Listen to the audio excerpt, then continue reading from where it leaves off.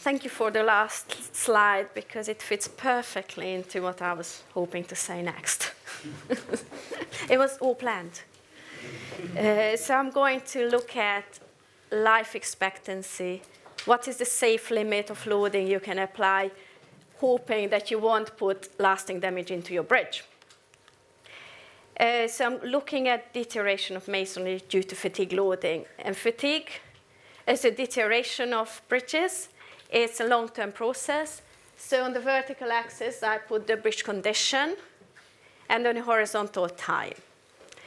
So obviously, the overall condition of your bridge would change over time. It would deteriorate, slower initially, and then more rapidly later, until you do some repair on the bridge. So you increase the condition of your bridge somehow. Then after, I don't know, a bit of time, you need to do it again. Either you do more frequent, smaller repairs in theory, or more occasional but larger repairs. What you want to avoid is failure or getting below a certain condition rating. Now, how do we define the condition of the bridge? There are various ways you can do that. You can measure deflection and quantify it through crack lengths, crack widths. You might want to quantify material loss, change in frequency spectrum, changes in acoustic emission signal. So whatever you're measuring should hopefully tie in with the rate of deterioration over time. Deterioration can be caused obviously by a number of factors. It can be caused by loading or the environment. In terms of loading, you can have dynamic loading causing deterioration. You can have quasi-static loading or long-term. So I'm just focusing on long-term in my talk. Environmental effects could be water saturation, wind-driven rain, freeze-thaw cycles, or salts crystallization, or various other things. In terms of long-term fatigue loading, is that an issue for masonry? Now, you might recall from your experience or studies that steel has a fatigue limit below which there is no lasting damage. So below the fatigue limit, which is about 50% of the ultimate limit in theory for steel, you've got a safe load level. For steel, for aluminium, might be different. And the question is, does fatigue exist for masonry? Is there a safe limit you can apply loading forever? So we tried to investigate that. This is the testing lab at University of West of England. We've got 2 compression rigs for compression and 2 for shear. An example, which I already mentioned, is testing prisms, long-term cyclic loading, 3 million cycles plus. Here on the vertical axis, I put the load, or the percentage of load, 100% down to 0. And on the horizontal axis, I put the number of cycles. The horizontal axis is in log scale, so it makes it easier to scale. The dots you can see is the prisms that we've tested. You might think it's not too many.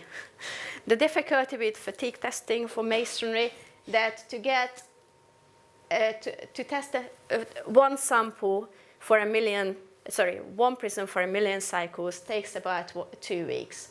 So you would get 1 dot here. To test 10 million cycles would take 4 months. And you get 1 dot on your curve. And 1 sample isn't enough. As Zoltán mentioned, you need minimum of 3, but preferably 5 to 10. The other issue, so these are the actual number of tests. We've tested some about 75% of the maximum load cyclically and see how many cycles you need before it fails. Then this would be 68, 62, 60, and so we couldn't actually get below 50. You can tell why, because it should have taken about 4 months for one single test. So basically, you can't physically test more than that. The question is it relevant? So what is relevant for masonry bridges depends on how long you intend to use your bridge. In terms of time scale, I think if we are thinking about 300 years lifespan, it's reasonable.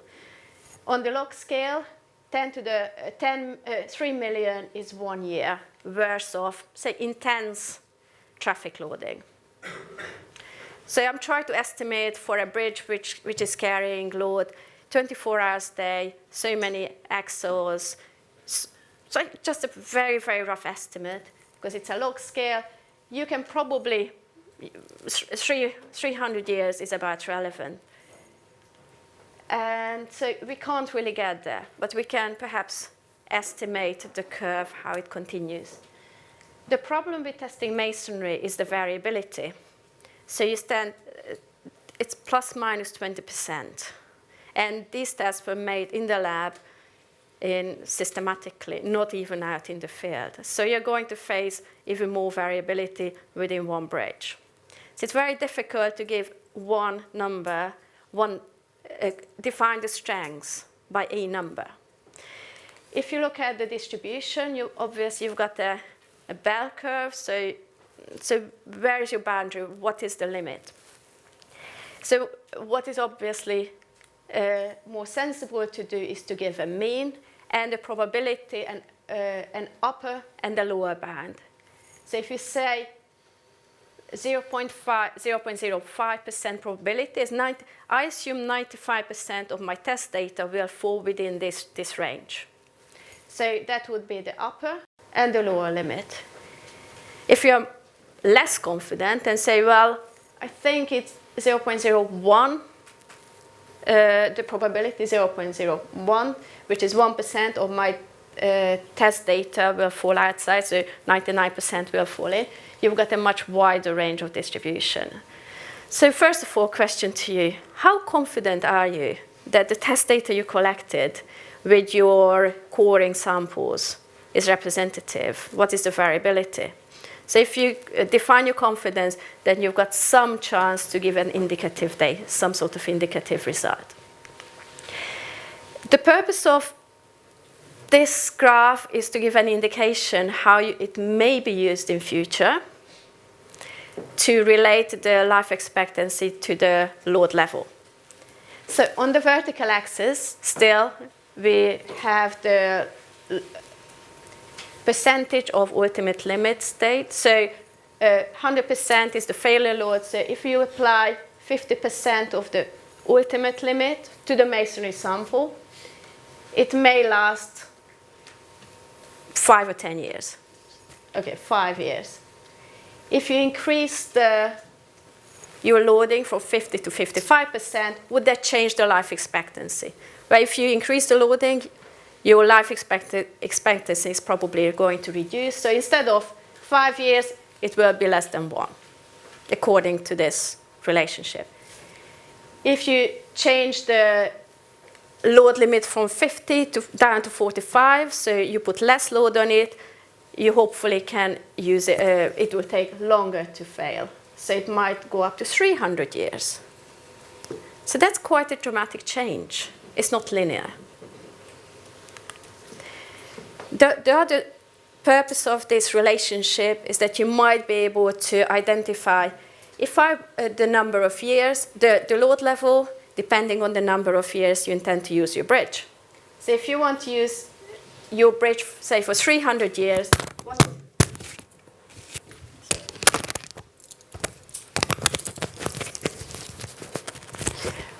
what is the stress limit, the load limit I can apply on that? What is the stress range? So you may come up with 42% or something like that.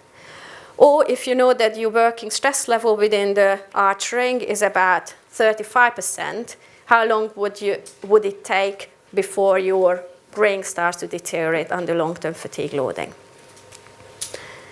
So these are just possibilities where you might think about relationship in terms of long-term life of the material. You could identify this relationship in terms of bands.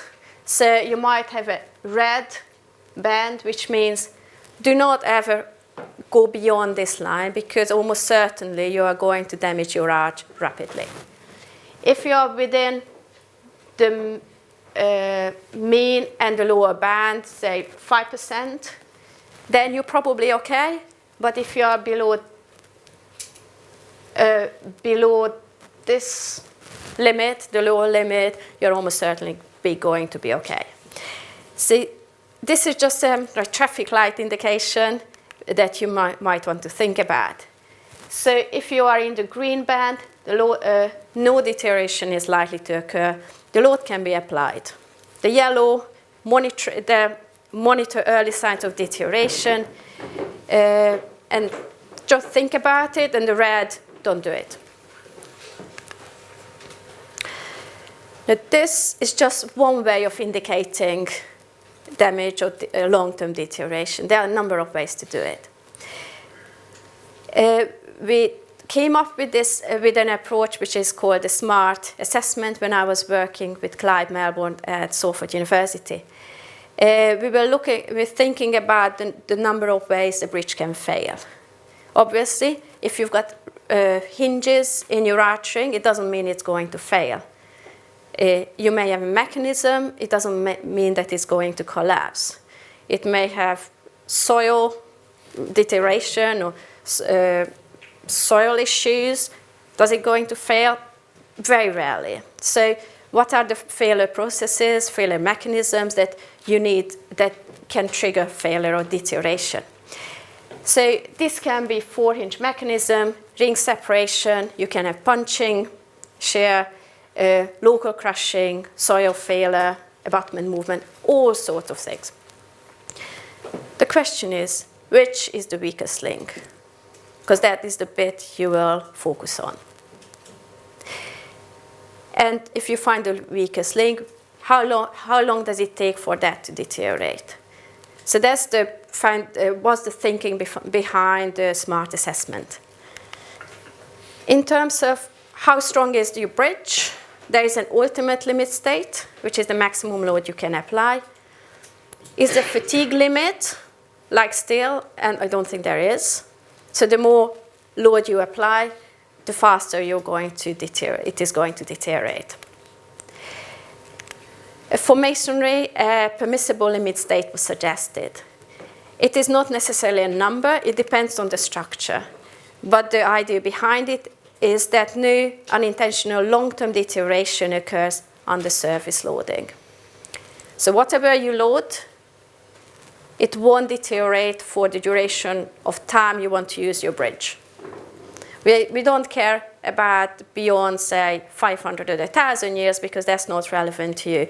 But let's make sure that within the next 100 or 200, 300 years, your bridge will be okay. So the permissible limit state relates to the life expectancy of the bridge.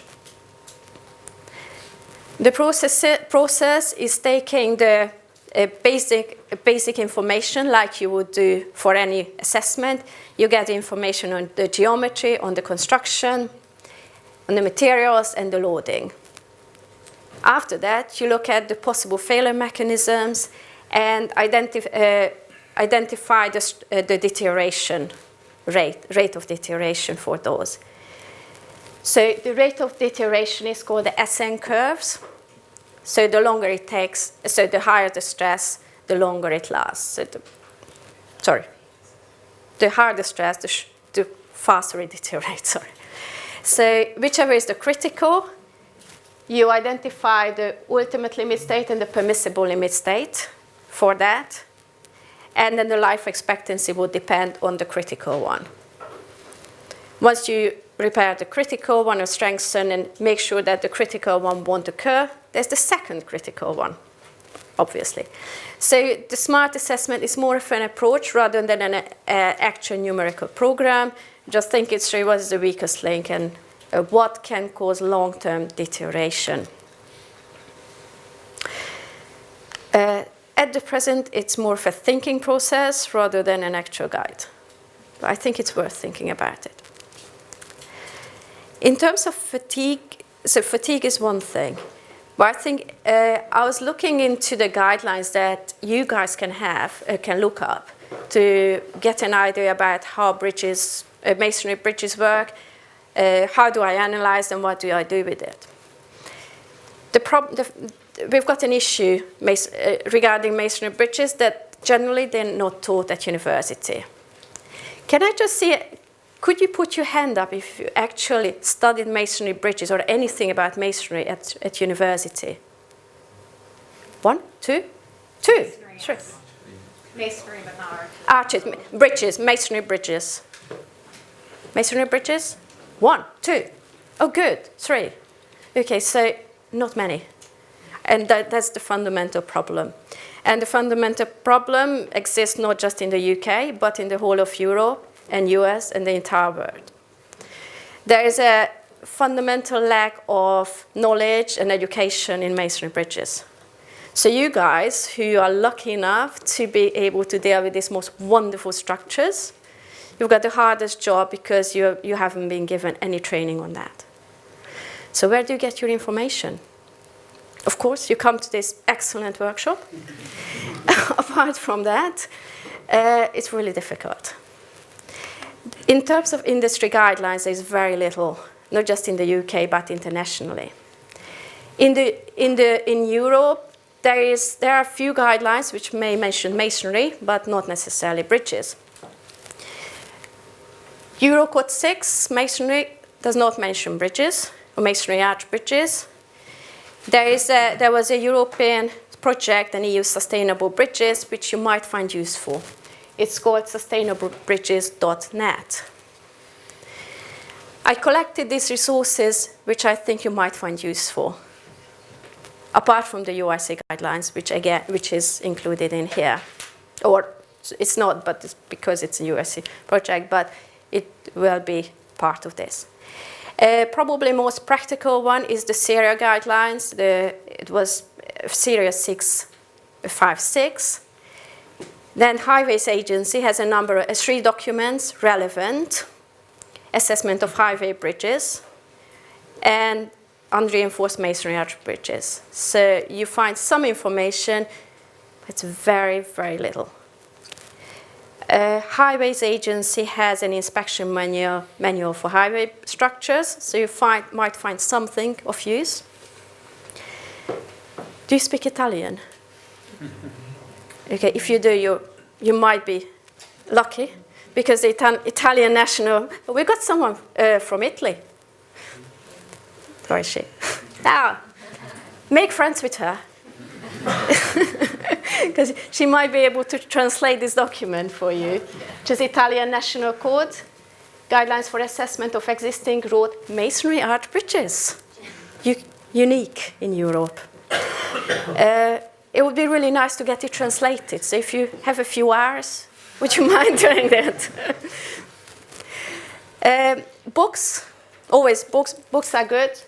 Hamer Masonry Arch, then Henry Structural Masonry and Design of Masonry Structures, not bridges. Then you've got 1-page Masonry Arch Bridges, State of Arch Reviews, that's quite useful. And we've got another book by Cox, Brickwork Arch Bridges. Very small book. It's an example of a new built masonry arch bridge. However, if you want to understand more about masonry arch bridges, you have to go to the library or go to an archive, which I found on the internet.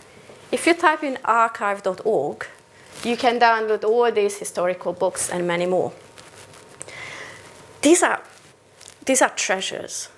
These guys are amazing. Han, Pippard, Rankin, they actually write really detailed books about them. And some more in the US. Let's just jump down here first. The historical book by, for example, Baker, Treatise on Masonry Construction, gives you every detail about the choice of cement, sand, the foundation. It's just amazing books. So if you want the detail how they were built, what materials they used, how they constructed it, and everything, it's all there. In the US, there's some information, but don't have your hopes high up. So basically nothing much, to be honest. Nothing of any significant help for you. If you go to China, you might be more lucky. Anyone speaking Chinese? Oh, good, excellent. So you can be our Chinese translator, because the only country that still builds masonry bridges and has up-to-date guidelines on them is China.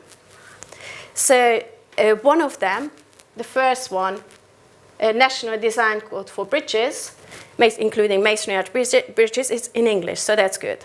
The other two are in Chinese.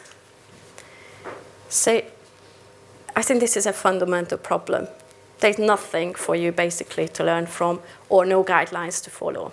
UIC guidelines is a really good thing, a little bit getting outdated, but we need to address the fundamental issue. So I just put these few bits of literature that I shown on this site, Masonry Arch Bridges.net, or no, it's not there, but I shall put it on very shortly. So if you put some examples that Masonry Arch Bridges are all considered outdated, it's not necessarily the case. They are actually sustainable, long-lasting, durable, resilient structures. So we should really think about it. So if you want to see that some are still being built, I put some pictures up or videos. Well, thank you very much for being here.